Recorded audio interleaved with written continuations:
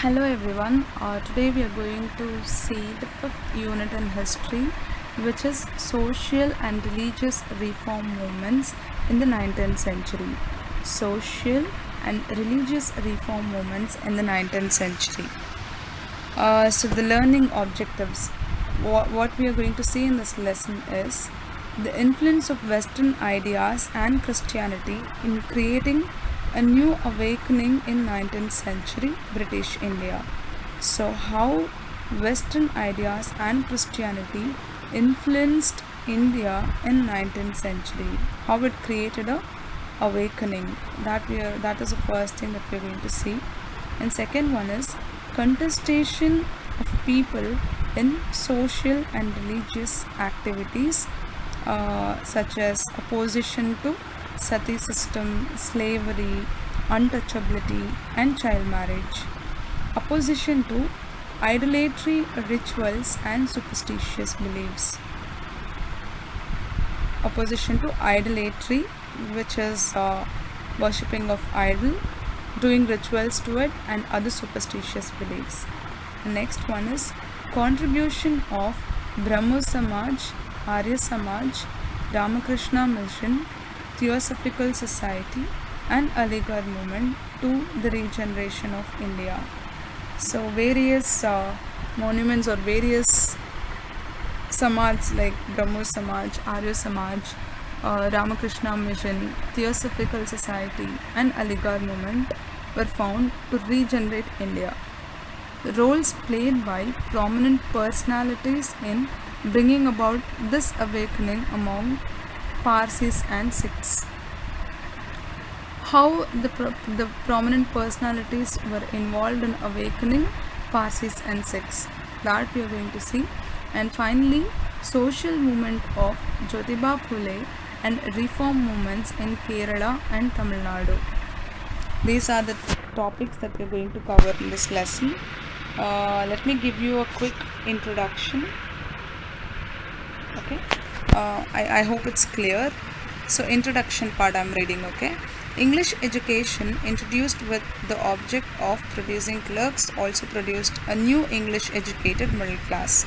So English education was not only its objective was not only to produce clerks, it also produced a new English educated middle class people. So this class came under the influence of Western ideas and thoughts. Since they were given English education, obviously they'll have the influence of Western ideas and thoughts, right? Likewise, Christianity also had its effect on this newly emerging middle class.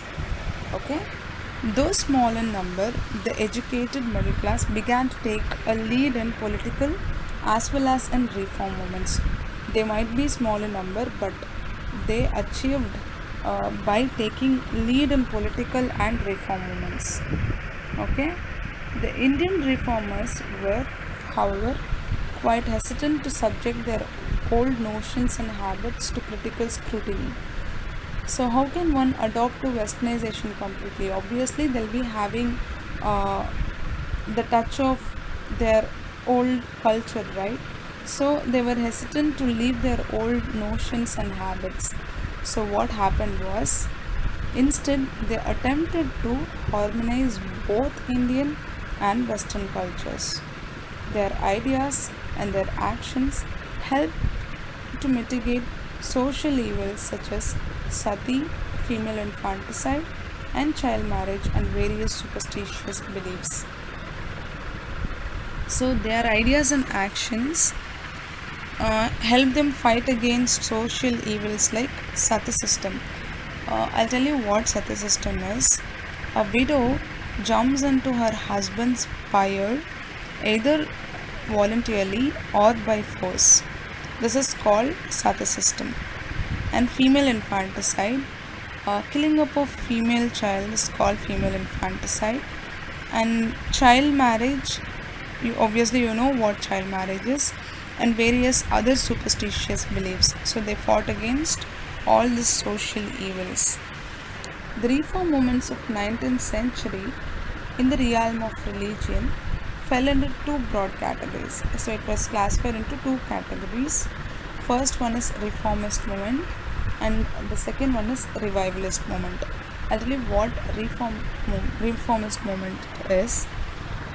So reformist movement is a kind of social movement where there will be a gradual change in the society.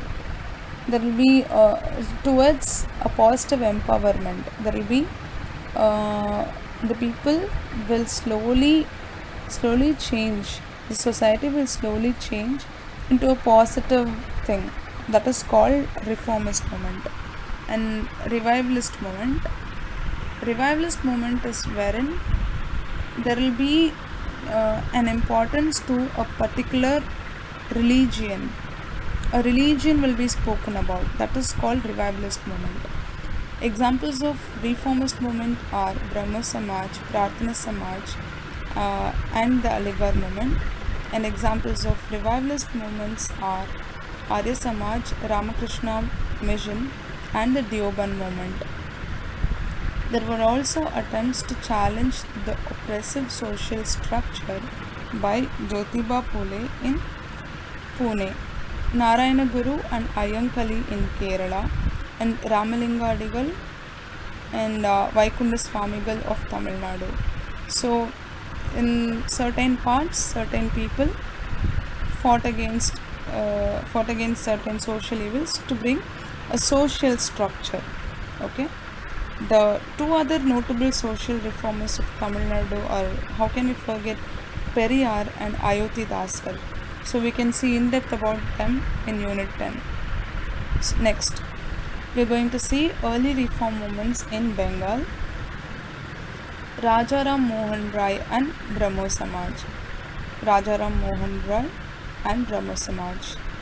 Ram Mohan Rai, duration 1772 to 1833, was one of the earlier reformers influenced by the Western ideas to initiate reforms. So Rajaram Mohan Rai was the earliest reformers who was influenced by Western ideas. He was a great scholar, well versed in Sanskrit, Arabic, Persian, and English, apart from his knowledge in his mother tongue, Bengali. Ram Mohan Rai was opposed to meaningless religious ceremonies and all forms of pernicious social customs. So he was not okay. He was not feeling okay for all meaningless religious ceremonies and other social customs. So he wanted to preserve continuity with the past. Though he wanted to preserve continuity with the past, he wanted to capture only good things from the past, not the wrong beliefs. So in his religio-philosophical social outlook, he was deeply influenced by monotheism and anti-idolatry. He was influenced by monotheism. Monotheism is the belief that there is only one God. There are no various gods. There are no various gods like Allah, Jesus, Shiva, Ganesha. No, there is only one God. And anti-idolatry, doing puja to worshipping idols. He was against that. Based on his interpretation of the Upanishads, he argued that all the ancient texts of Hindus preached monotheism and worship of one. So Upanishads is the collection of Vedas. So based on his interpretation of Upanishads, he argued that all the ancient texts of Hindus preached monotheism or worship of one God. Deeply concerned with prevailing customs of sati, child marriage and polygamy, he published tracts against them and petitioned the government to legislate against them. So what happened was, he was not happy with the customs like sati system, child marriage and polygamy. I told you already what sati system is. And next is polygamy. Polygamy is a man marrying so many women, one husband and so many wives. That's called polygamy. So he published tracts and petitioned the government to legislate against them. He also advocated the rights of widows to remarry. Okay, and he wanted polygamy to end. His opinions were resisted fiercely by Orthodox Hindus. Since all these were followed by Hindus, Hindus were opposing him, and yes, that's it. He appealed to reason and humanity and compassion of the people. He visited the crematorium of Calcutta to try and persuade the relatives of widows to give up their plan of immolation, self-immolation. He went to Calcutta and met the relatives of widows to give up their plans of self-immolation. His campaign, self-immolation is something wherein you burn yourself. His campaign played a key role in forcing the Governor General William Bentinck's legislation abolishing sati in 1829. So he was successfully able to abolish sati system in 1829. Ram Mohan Roy condemned the subjugation of women and opposed the prevailing ideas that women were inferior to men. So, according to him, men and women were equal. He he strongly opposed on the fact that men are superior to women or women were inferior to men. So he opposed that. He strongly advocated education for women. He wanted every woman to be educated. He gave his full support for the introduction of English language and Western sciences in schools and colleges. Ram Mohan Roy found in the Upanishads a new revelation of one infinite divine being, the eternal Brahman, while Hinduism, as he saw in the daily life around him, was a perversion of their teaching. So, in Upanishads, what he read was Brahman should teach good to everyone, but in real life, he didn't find that. Ram Mohan Roy founded the Brahmo Samaj in 1828. On 20th August 1828, he opened a temple in Calcutta. So in that temple there was no image, and he also laid down a saying that no religion should be no religion should be reviled or slightly contempted to or contemptuously spoken of or alluded to. A religion should not be published or should not be praised or should not be continuously spoken of, or it should not influence people. That was what the saying said. The Samaj forbade idol worship and condemned meaningless religious rites and ceremonies. The Samaj opposed idol worship, and also it was against he was against meaningless religious rites and ceremonies. However, from the beginning, the appeal of the Brahmo Samaj remained limited to the intellectuals and enlightened Bengalis. Though the Samaj failed to attract people from the lower sections of society, its impact on the culture of modern Bengal and its middle class was quite significant. So though he could not attract the people from lower sections of society, the intellectuals and the middle class people were enlightened by Brahmo Samaj. Next, we are going to discuss about Maharishi Debendranath Tagore. After the death of Ram Mohan Roy in 1833, Maharishi Debendranath Tagore, duration 1817 to 1905, the poet Rabindranath Tagore's father, carried on the work. He laid down 4 articles of faith. In the beginning, there was nothing. The one supreme being alone existed who created the universe. So he said, in the beginning, there was nothing. There was only one supreme being alone existed, and that supreme being created the universe. Second one was, He alone, the supreme being, He alone is the God of truth, infinite wisdom, goodness, and power, eternal, omnipresent, the one without second. He is the only one. There is no substitute for that. There is no second. There is no option. The third one was our salvation depends on belief in Him and His worship in this world and next. So, our salvation depends on believing in Him and worshipping Him in this world. And the final article was belief consists in loving Him and doing His will. Not only we should believe Him, but also we should love Him and we should follow Him. We should do His will. Next is Keshab Chandra Sen and Brahmo Samaj of India. Debendranath was a moderate reformer, but his younger colleagues in the Sabha were for rapid changes. The greatest of this, Keshab Chandra Sen, duration 1838 to 84, joined the movement in 1857.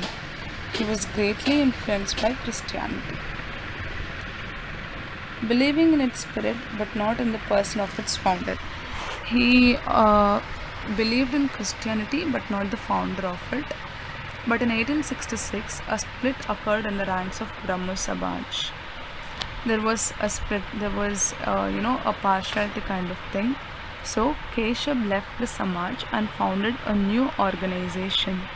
Debendranath's organization therefore came to be known as Adi Brahmo Samaj. After Keshab had his 14-year-old daughter married to an Indian prince, in contravention of the Samaj's condemnation of child marriages, the opponents of child marriage left the Brahmo Samaj of India and started the Sadharan Samaj, which developed anti-Christian tendencies. So since there was a ranking system in Brahmo Samaj, he left and found a new organization called Adi Brahmo Samaj. Later what happened was he got his 14-year-old daughter married to an Indian prince. So people were against the Samaj, strongly opposed child marriage, right? So people were not okay with that.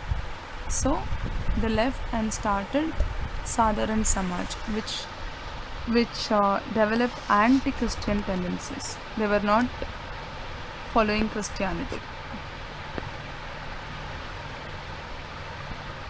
Okay.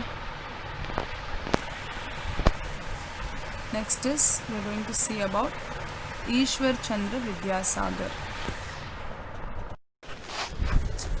So in the last video we discussed about Keshab Chandra Sen, and now we are going to see Ishwar Chandra Vidyasagar.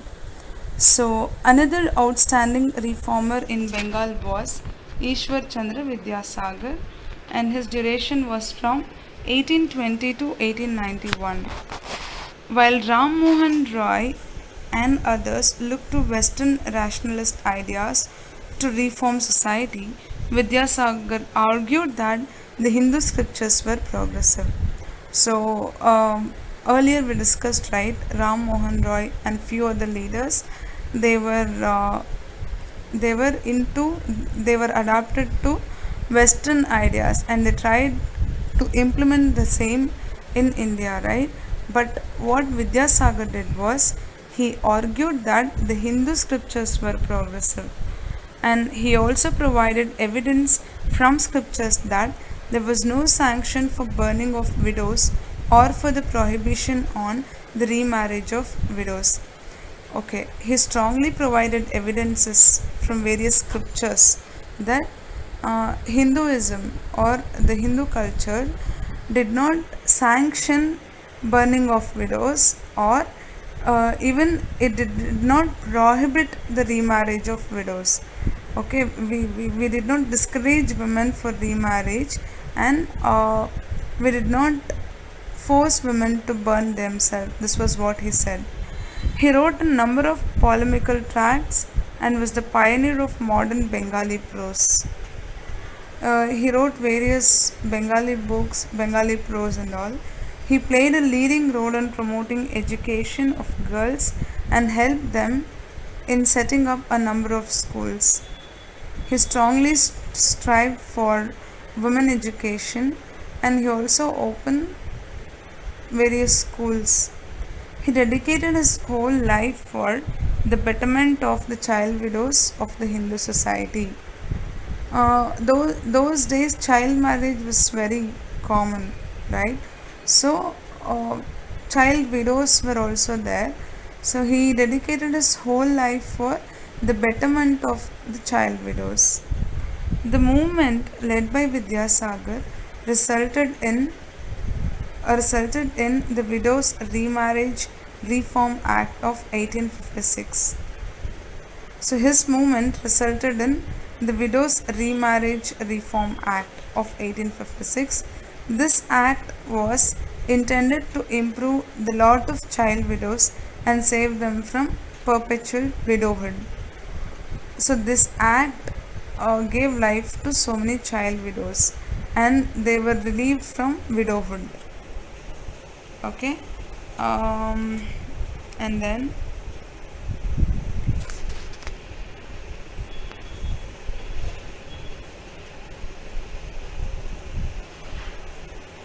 next we are going to see about Prarthana Samaj.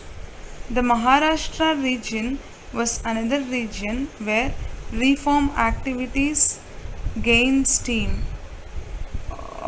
So Maharashtra region was another region like Bengal and all, where the reform activities gained steam. A movement similar to the Brahmo Samaj but founded in Bombay in 1867 was Prarthana Samaj. A movement similar to Brahmo Samaj was started in Bombay in 1867, which was nothing but the Prarthana Samaj. Its founder was Dr. Atmaram Pandurang. Atmaram Pandurang was its founder, and its duration was from 1825 to 1898. The two distinguished members of this Samaj were the two notable members of this Samaj were R.C. Bhandarkar and Justice Mahadev Govind Ranade, M.G. Ranade. They devoted themselves to activities such as intercaste dining, intercaste marriage, widow remarriage, and improvement of women and depressed classes. So they devoted their lives into such activities. Ranade, whose duration was from 1842 to 1901, was the founder of the Widow Marriage Association started in 1861. The Pune Sarvajanik Sabha started in 1870 and the Deccan Education Society started in 1884. While the above reformers worked among the upper castes, during the same time, Jyotiba Phule worked for the uplift of depressed castes and the cause of women. His book Gulamgiri, Slavery, is an important work that condemned the iniquities of caste. So these people worked for the uplift of upper caste people like the Hindu Brahmins, their widow, their widowhood and their remarriage. So they strove for that. But Jyotiba Phule, Jyotiba Phule strove for the betterment of lower caste people or the depressed caste, and his book Gulamgiri, which means slavery, is an important work that condemned the iniquities of caste. So this is Atmarang Pandurang and this is M.G. Ranade. Next comes Hindu revivalism. Swami Dayanand Saraswati and Arya Samaj in 1875. In the Punjab, the reform movement was spearheaded by the Arya Samaj. It was founded in 1875 by a wandering ascetic in the western Gangetic plain, Swami Dayanand Saraswati. Duration 1824 to 1883. So in Punjab, like Arya Samaj, it was founded by 1875 by a person from Western Ganga, Western Gangetic plain, who is Swami Dayanand Saraswati, and his duration was 1824 to 1883. He later settled in Punjab to preach his ideas. He later settled in Punjab to preach his ideas. You can see the picture of Swami Dayanand Saraswati. This is Swami Dayanand Saraswati. His book Satyartha Prakash enjoyed wide circulation. So Satyartha Prakash was a book written by Swami Dayanand Saraswati, and it was really a very famous book, and it was circulated widely. He declared the practices such as child marriage, the prohibition of widow marriage, and the alleged polluting effects of foreign travel had no scriptural sanction.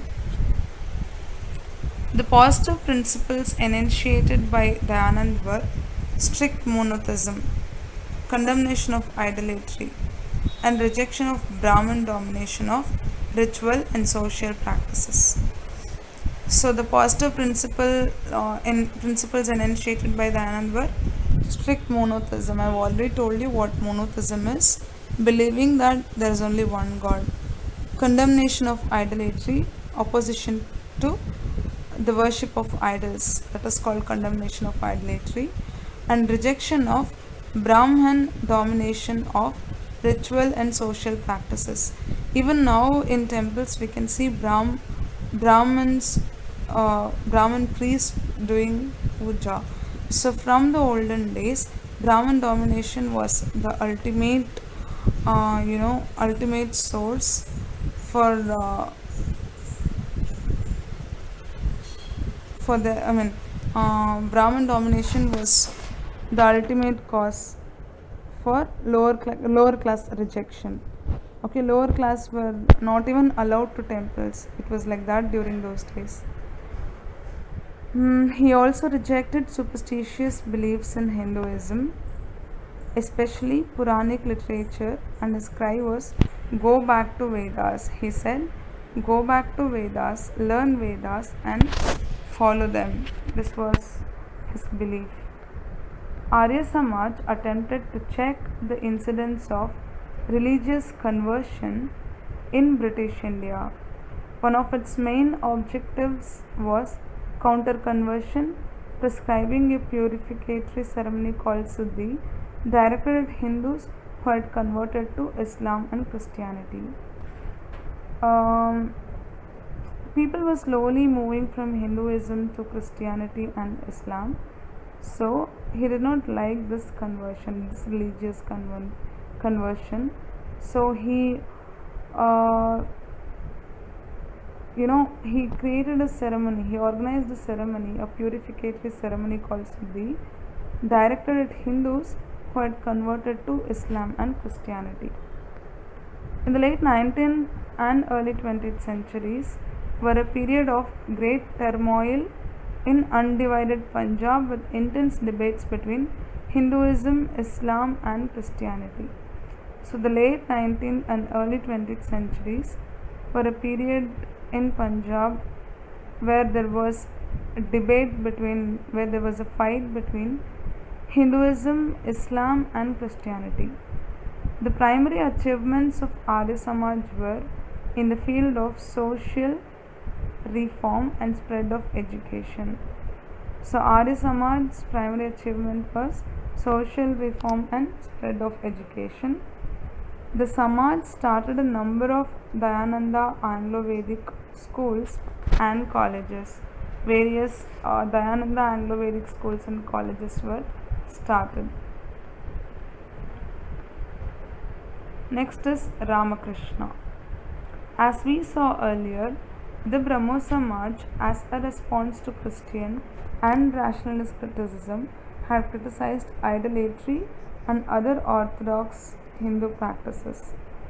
The popularity that Ramakrishna, from duration 1836 to 1886, a simple priest of Dakshineshwar near Kolkata, gained in the latter half of the 19th century, was a response to this.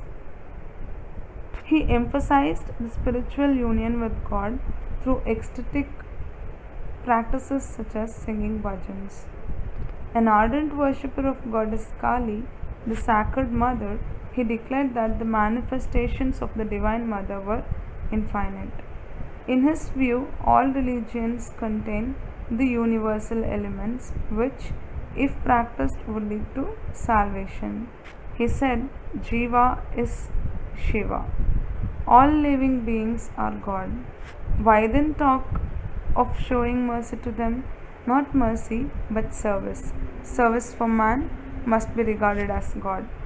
So, like I said, in Brahmo Samaj, there was a criticism between religions, like right, Christianity, Islam, and Hindu practices.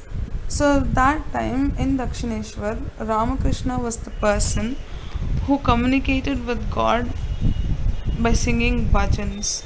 He was an ardent worshipper of goddess Kali, and you know he felt his divine for sacred mother were infinite. In his view, all religion contains universal elements and it should be practiced. If practiced, it would lead to salvation. And according to him, Jiva is Siva, Atma, your own Atma, which is all living beings are God. So, since all living beings are God, one living being should not show mercy on other one. Not mercy but service. So you can serve another man, you can do service to another man, but don't do it with mercy, because all living beings are God. This was believed by Ramakrishna. See, he is Ramakrishna, and this is Ramakrishna mission. Okay. Now we are going to see about Ramakrishna mission. Ramakrishna's primary achievement was his ability to attract educated youth who were dissatisfied with the rational orientation of religious reform organizations such as the Brahmo Samaj. So Ramakrishna had a special talent in attracting youths.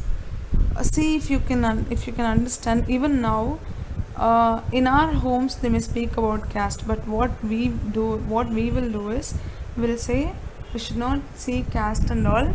Everyone is equal. Like that we'll see, right?